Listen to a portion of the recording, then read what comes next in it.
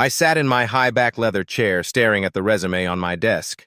The name Marcus Thorne sat there in bold letters. My heart skipped a beat, but not out of excitement. It was fear. Pure, visceral high school fear. Marcus was the man who made my life a living hell for 4 years. He was the reason I ate lunch in a bathroom stall. He was the reason I almost didn't graduate. Now, 20 years later, he was sitting in my lobby, wearing a suit that was a size too small, desperately hoping I would hire him for a mid-level manager position at my startup. He had no idea who I was.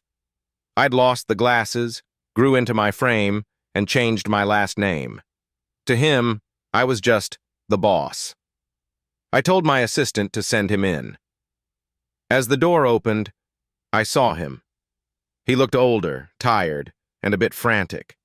The power dynamic had shifted 180 degrees, but as he sat down, the ghost of the boy I used to be was screaming in my ear.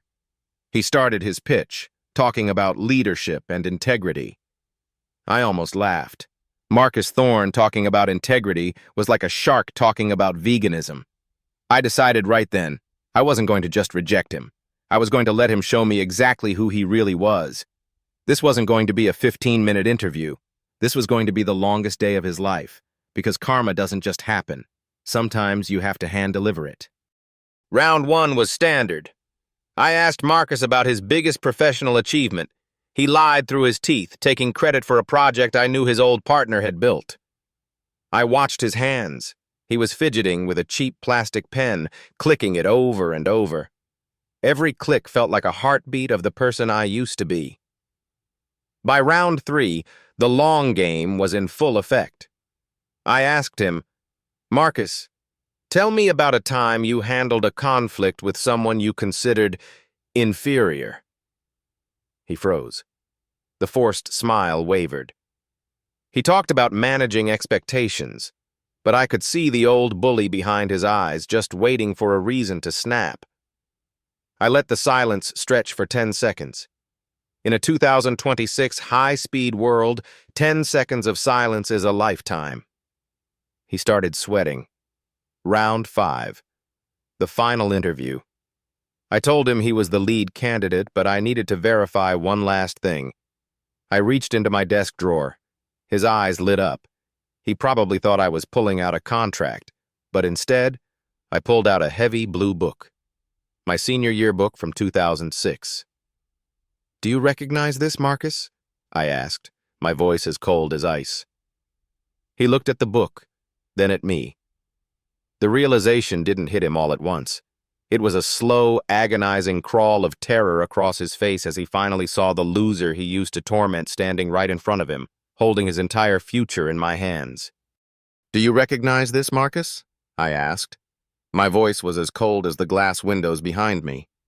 He looked at the book, then at me. The realization didn't hit him all at once. It was a slow, agonizing crawl of terror across his face. He looked at my eyes, then at the name on the desk, then back at the yearbook.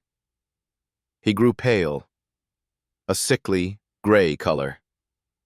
He finally saw the loser he used to torment standing right in front of him, holding his entire career in my hands.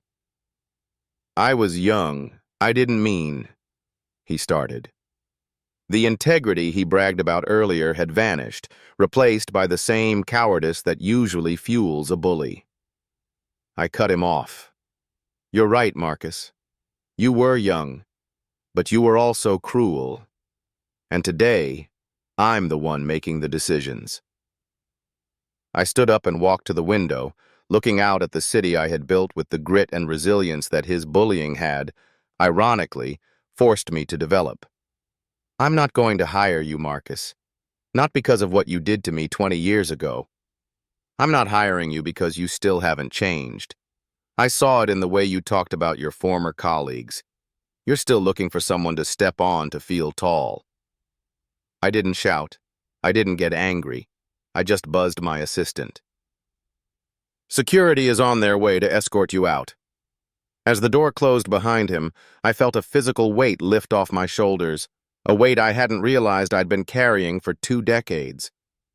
The boy in the bathroom stall was finally gone. I sat back down, opened my laptop, and got back to work. Karma had been delivered, not with a fist, but with a signature. My business was just getting started.